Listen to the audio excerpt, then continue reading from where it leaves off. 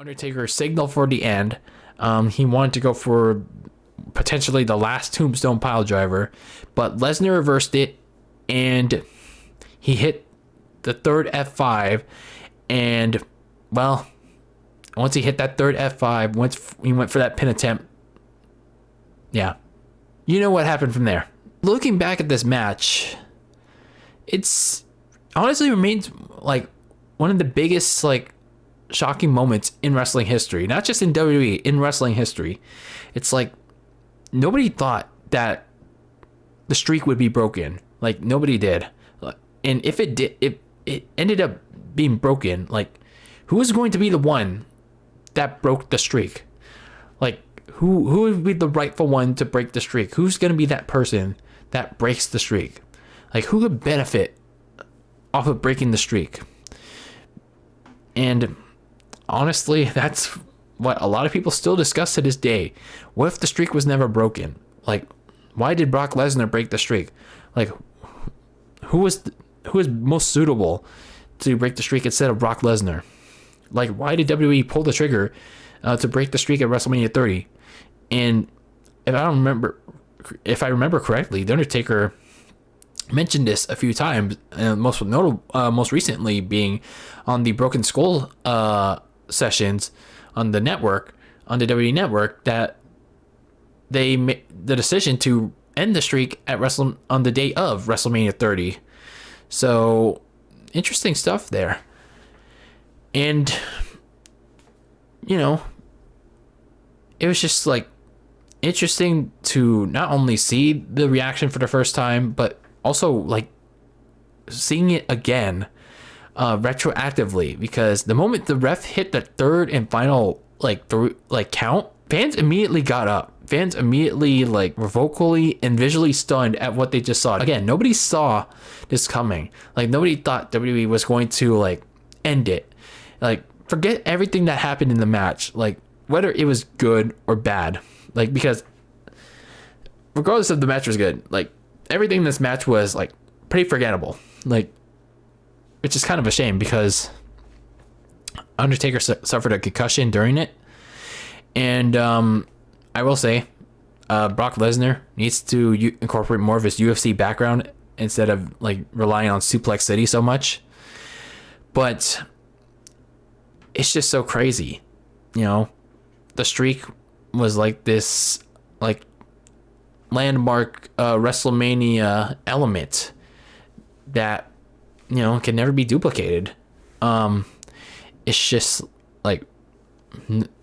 when once Brock Lesnar hit the 3, everyone was just literally waiting for either the Undertaker to go 22-0, or they didn't think on the back of their minds that Brock Lesnar could actually do it. And once Brock Lesnar actually did it, through what was pretty much a long and honestly again a forgettable slow match, once that 3 count hit, everyone's like, oh shit. It actually happened. And to this day, I really like the effect that WWE laid out. They let the shock, they let the stun effect, the shock factor sit in for a good several minutes. Let the emotion sit in with the fans, the wrestlers, whether they were watching in the back or the Lesnar or Undertaker themselves, the commentators. They let this thing ride out, this initial reaction ride out for several minutes, because again, nobody expected it. Nobody at the time was thinking that this thing was ending today. Nobody thought Brock Lesnar was going to be the one in 21-1, and lo and behold, WWE booked it so that Brock Lesnar was the one in 21-1. And it's just crazy that he actually did it. And we all know what happened with Lesnar. Following that, he went on to win the WWE title in very dominant fashion. That was the debut of Suplex City at SummerSlam 2014 against John Cena. And from then on, Brock Lesnar pretty much became a suplex machine. And honestly, He could have been so much more than just a suplex machine, but you know, WWE realized that he, you know, people like that. People like that. So I guess it helped the Brock Lesnar be a more marketable name. But if you want my honest opinion on who should have ended the streak, honestly, looking at who could have been the biggest name to end the streak and who could have benefited off, I know it's going to sound really weird, but I'm going to say John Cena. John Cena could have been like the best name to end that streak.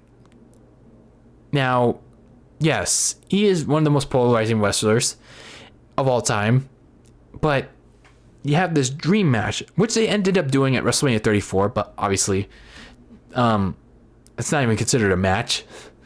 But if you put John Cena and The Undertaker, and if Undertaker never got hurt, and if he had a little bit left of his prime, like his last legs at WrestleMania 30, you put this dream match and you have John Cena beat The Undertaker, like in the middle of that ring with an attitude adjustment, then can you imagine the reaction that that Superdome would have had if Cena beat the streak? Like, not only would they be stunned, not only would they be emotionally hurt, not only would they be shocked and all that, they would have like been pissed at Cena that night. They would have been angry at him, and with that anger, that would have gave WWE so much ammunition. They could have been presented an opportunity for one more mega heel run with John Cena. You know, have him go around saying, "Oh, I'm the man that was the 1 in 21 and 1," and you know, like have Cena go into slow, dark descent of villainy. But you know, it's just kind of crazy how things could have gone if Cena was the 1 in 21. But you know, it's just interesting when you look back on it. As for The Undertaker, honestly, this should have been his last match. This should have been the match where like he retired, because honestly, like when the streak was broken, like honestly, that's when it should have been, like The Undertaker's career should have ended, because like what more did he have to prove after that? Like what more did he have to prove after the streak ended? Like there was nothing left for him to do. Like these matches with Bray Wyatt and the Wyatt family, and against Shane McMahon and Roman Reigns, Goldberg. Now, granted, the AJ Styles match, the match at WrestleMania 36 last year, was actually a well-produced match. I'll give it that. But other than that, he didn't look very good. He didn't look very good in the other matches that he had following the end of the streak. So I think, you know, the end of the streak, like even in defeat, you know, everyone was clapping for him. Everyone was saying thank you, Taker.